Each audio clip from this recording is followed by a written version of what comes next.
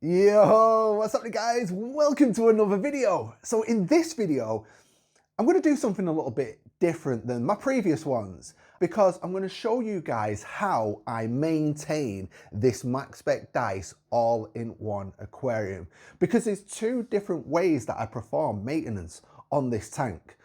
So let's just get straight into it.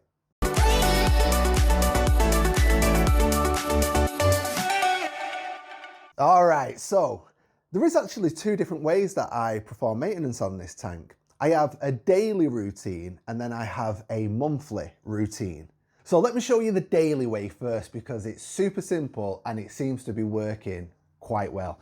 So all I do is open this door and I slide out this container and then get my little cup, and I also grab this bucket. This is my daily routine. Then I just take the lid off the tank, make sure I drain off any excess because I do have an acrylic top on this D&D reef guard.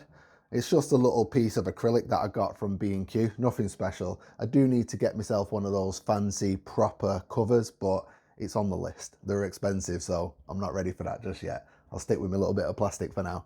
Take the lid off and then I just take out, with this bucket and this cup, I just take out one and then two. So that's 1 litre of water. This tank is a 45 litre tank. So if I do this every day for 7 days, I think it works out about 17% of the water volume every week. I change, but 1 litre at a time.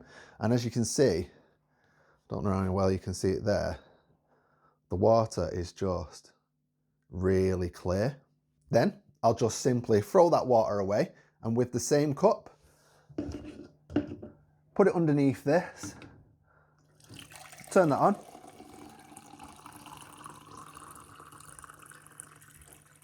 stop it, tip that water in, one more,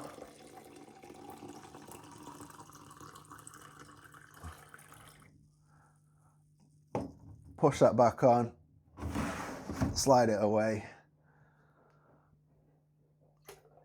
drop that in, bosh, bosh, bosh, and that's the daily maintenance done. So that's 1 litre water change every single day. Now there is a little bit of an addition nowadays because my corals have started to uptake a lot more of the elements in the water. Now there's more of them. So what I have to do now, when I'm doing that little dose, I've been dosing this. It's Reef's elements in one. So it's like an all-in-one solution. So I've just been putting 1.8 millilitres of this into the tank daily.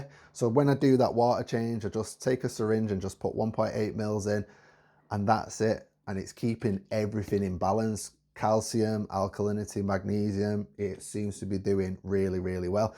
And this is a 1 litre bottle. So this, I've barely even touched it. It's up to there at the moment. So this is going to last me probably a year. Now, big maintenance day is a little bit longer than that. That is just, I think I've timed it, and doing the little maintenance day takes a minute. Maybe a 1 minute, 30 seconds now that I'm dosing, but that's it. Come down, do the little change, off I go for my morning coffee. And I do it every day. It's routine now. I don't really need a doser at the moment, but obviously if I had a doser, that would make things just that little bit easier. Do you know what I mean? So that's something that's on the list. Also as well, I was thinking even an auto water changer would again negate the need to do any of that at all, and probably even what I'm about to do now, but maybe not so much this stage because this stage is like the deep clean. So let me get into it. So first of all, what I do so I don't get told off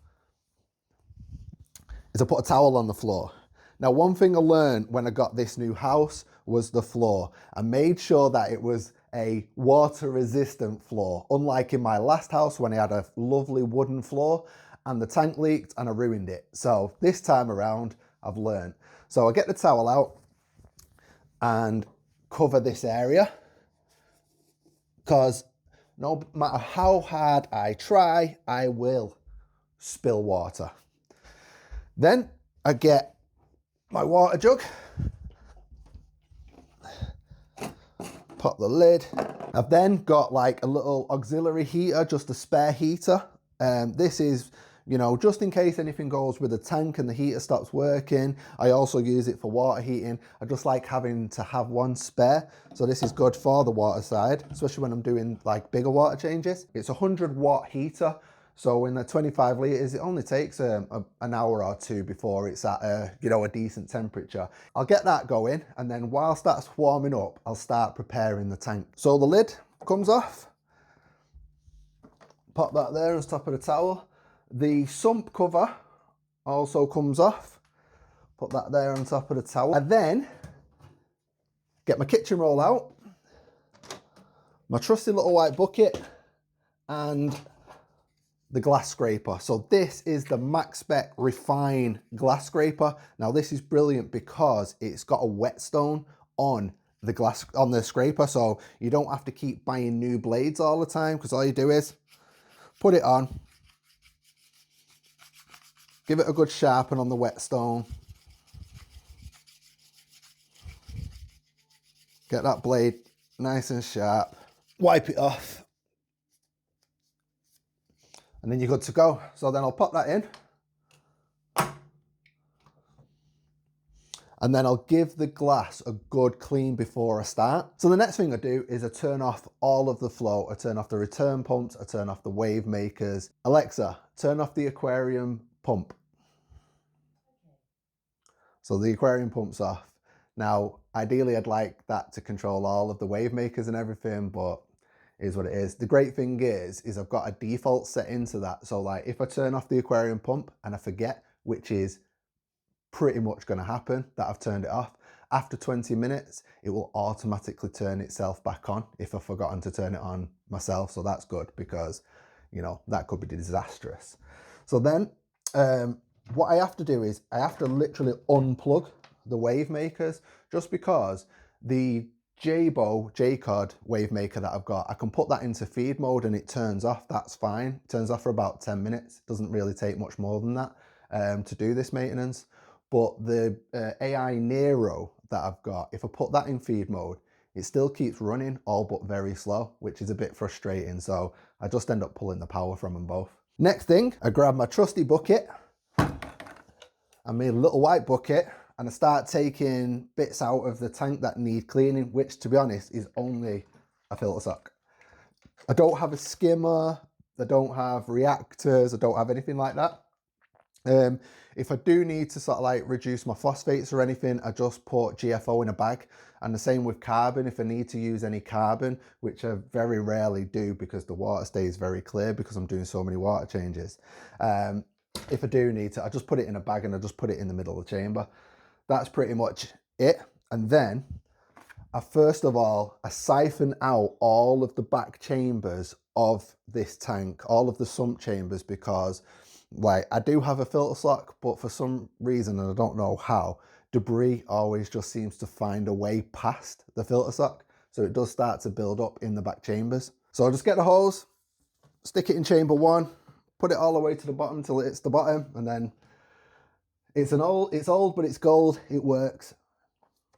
Start the siphon and just siphon out the full chamber.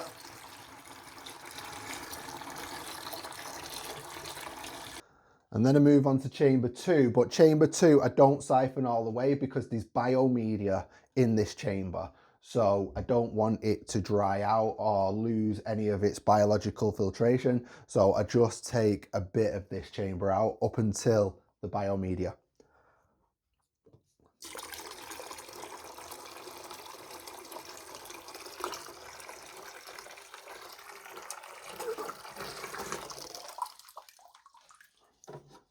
And then I do chamber 3.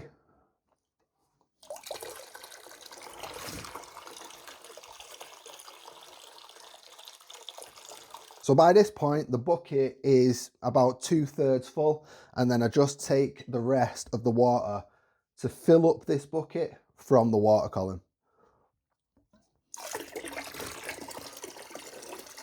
If there's any debris floating around in the water column that I can see, I'll just go around and suck it up. So one thing I did forget to mention is I don't actually gravel vac this tank, just because I'm very clumsy. And as I'm going around with the gravel vac, I'm always hitting corals, breaking them, doing all things like that. So what I tend to do is I just take a turkey baster and I put it in and I just blast the gravel, you know, loosen it up and allow any of the, you know, the waste that may be collecting in the gravel to come into the water column. And then when I do that little siphon with the hose, I'll get it out. And then if I don't get it all, then it'll either settle back down on the top, get moved around with the flow, and then end up in the filter slack. Obviously, I do this because I water change on a regular basis. I change pretty much on a daily basis. Whereas obviously, if you was to have a tank that had been running for a while and you did this with the turkey baster, it could be potentially dangerous, because there may be like pockets of crap or pockets of, you know, nasties that are in there that if you release into the water column can potentially cause havoc with your coral. So, you know, do as I say, not as I do, so to speak. I do this because I water change daily and there isn't really any time for anything to settle in my sandbed because I'm doing this all the time. So just be mindful of that. So once all that's done, it's just a case of clearing my space. So I just put the hose in the bucket, get that out of the way, and then I get this jug and my water and I just start filling the tank back up bit by bit. Now, there's probably an easier way, for example, like getting that bit of hose with a pump and just pumping everything back in, but I don't know, I just find this, it works, do you know what I mean? And it's only once a month, so it's not the end of the world. Now, I do know that there's ways and means to sort of like hack pouring water out of here. For example, turning it to the side into a whatever it is and it won't glug as much, but this weighs 25 kilos when it's full. Do you know what I mean? I'm not lifting it up and turning it to the side, so that's why I've got the towel. If it glugs a bit, it is what it is. So I just tip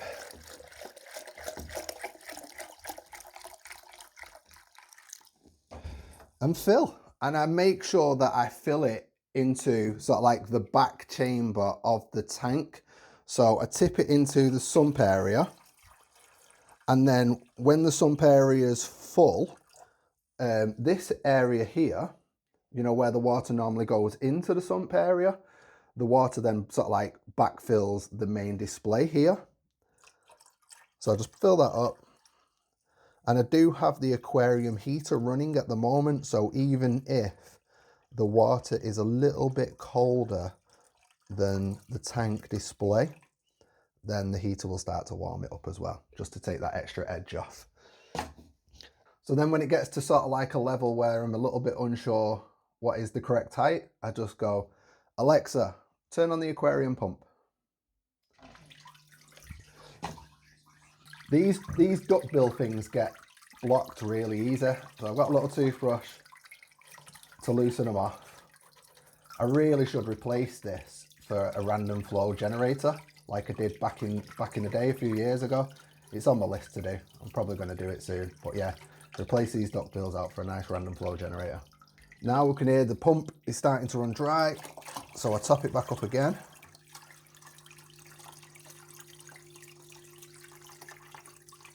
And then I just keep doing this now until the return section comes up to this level. And then finally, it's just a case of popping back in the filter sock so we can get that water crystal clear, and we're done. I've just got to turn all the pumps back on, tidy up, and I'll show you around the tank.